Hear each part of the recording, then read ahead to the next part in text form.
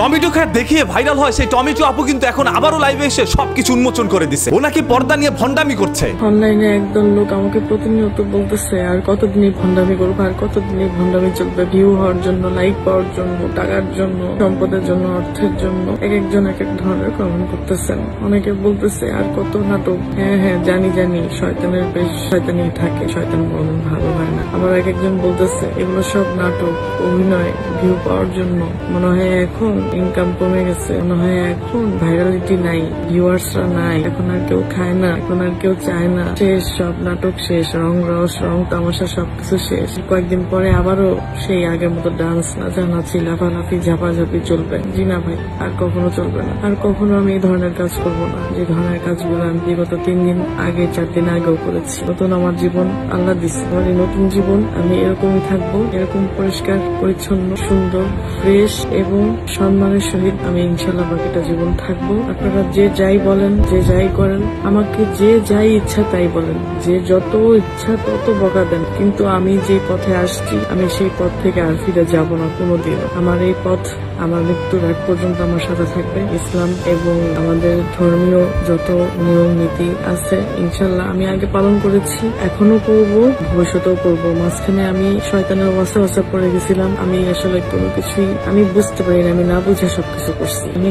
কোনো কিছু না বুঝেই সবকিছু করে গেছি। কিন্তু আমি দিন শেষে বুঝতে পারছি এখন আমার সেই জ্ঞান, আমার সেই বুদ্ধি আল্লাহ অটোমেটিক আমার মাথায় দিচ্ছে। আমি ইনশাল্লাহ যত জীবন বেঁচে থাকবো আমার দ্বারা আর কোনোদিন ভুল, পাপ, অশ্লীলতা, অসামাজিক এগুলো কোনো কিছু আমার দ্বারা আর কখনোই আর হবে না। আমি বেঁচে থাকতে আর কোনোদিন আমাকে কোটি কোটি টাকাও যদি দেয় আমি কোনোদিন পারবো না আমি আমার গায়ে থেকে উন্নাস সরিয়ে একটা ভিডিও করতে। আমি আর কোনোদিন পারবো না। আমি ভিডিও করে সেই ভিডিও নাচানাচি করে ভিডিও ভিউ কামাবো, আমার আর সম্ভব হবে না। যে আমার গায়ে কাপড় থাকবে না, গায়ে ওড়না থাকবে না, বুকে ওড়না থাকবে না, এগুলো আর আমার দ্বারা হবে না। আমি যা বলছি একবারে ইমানের সহিত বলছি, আল্লাহর উপরে বিশ্বাস রেখে, আমার নিজের উপরে কনফিডেন্স থেকে আমি বলছি। সবাই আপনারা আমাকে আর ভুল বুঝেন না, আমি আর এই ধরনের কাজ কোনোদিন করতে পারবো না। আপনারা যে যাই বলেন না কেন, আপনারা বৃক্ষ তোমার নাম কি ফলে পরিচয়। এই আপুটির মুখ থেকে এই সকল কথাগুলো শোনার পরে ভাই আমার কাছে অনেকটা খারাপ লাগছিল। একটি মেয়ে খারাপ থেকে যখন ভালো হতে নিল, অশ্লীল ভিডিওগুলো বাদ দিয়ে পর্দা পরে তারপর সোশ্যাল মিডিয়ার মধ্যে এসে আপনাদের সবার কাছে ক্ষমা চাইলো, আল্লাহ তাআলার কাছে ক্ষমা চাইলো, সবার কাছে মাপ চাইলো এবং বললো আর কোনোদিন আমি অশ্লীল কোনো ভিডিও বানাবো না। তখন তো তাকে সাপোর্ট করা প্রয়োজন ছিল আপনাদের। কিভাবে আবার আপনারা সবাই গিয়ে তাকে গালিগালাজ করছেন? আসলে আপনারাই বলেন এই মেয়েটা অশ্লীল, আবার আপনারাই বলেন আপনি তো ভণ্ড, আপনি তো ভালো হবেন না জীবনে। কারণ এখন রিসেন্টলি যারা তাকে গালাগালি করছে ভণ্ড বলে, এই সকল মানুষগুলো তার অশ্লীল ভিডিও দেখার জন্যই তাকে ফলো করছিল। যখন দেখলো যে না মেয়েটা